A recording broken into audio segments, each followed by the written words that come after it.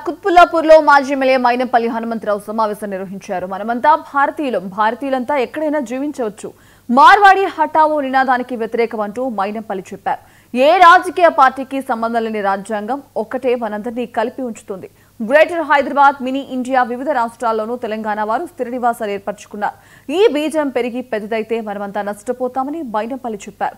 కులాల వారీగా, మతాల వారీగా, ప్రాంతాల వారీగా విడిపోతే అందరూ నష్టపోతామని మైనంపల్లి హనుమంతరావు సభికులకు సూచించారు. నువ్వు నేను కలిస్తే మనం కలిస్తే జనమంతా ఏకమైతే సాధించలేదంటూ లేదని చెప్పి కూడా ఈ సందర్భంగా తెలియజేస్తా ఉన్నా.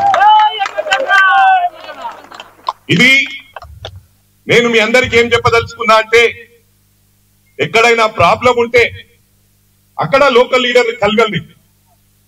నేను దయచేసి మీ అందరికి కూడా విజ్ఞప్తి చేస్తా ఉన్నా, మీ దాంట్లో ఒకరు పొరపాటు చేశారు, దాన్ని మనం రిపీట్ చేయకుండా ఫ్రెండ్లీ అట్మాస్ఫియర్ లో ప్రేమతో గెలుచుకోవాలి. నేను అనేదంటే, నర్సాపూర్కి వచ్చి ఇక్కడ వీళ్ళబ్బాయి, మానవతారావు అబ్బాయి, వీళ్ళందరూ మా అంజనేయులు గౌడ్ మెదక్ జిల్లా పార్టీ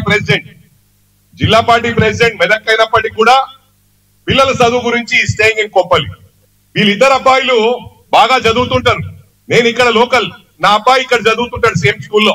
అంజనేయులు గౌడ్ కొడుకు క్లాస్ ఫస్ట్ వస్తాడు, సెకండ్ మానవతారాయ్ వస్తాడు, థర్డ్ నా కొడుకు వస్తాడు.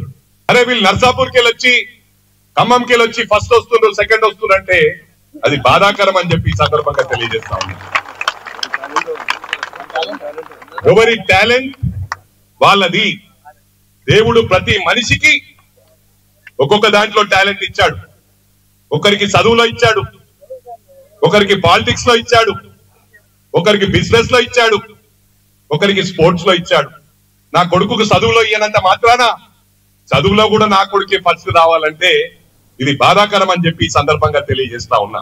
ఏంటంటే, నువ్వు నేను కలిస్తే మనం కలిస్తే జనమంతా ఏకమైతే సాధించలేదంటూ లేదని చెప్పి కూడా ఈ సందర్భంగా తెలియజేస్తా ఉన్నా.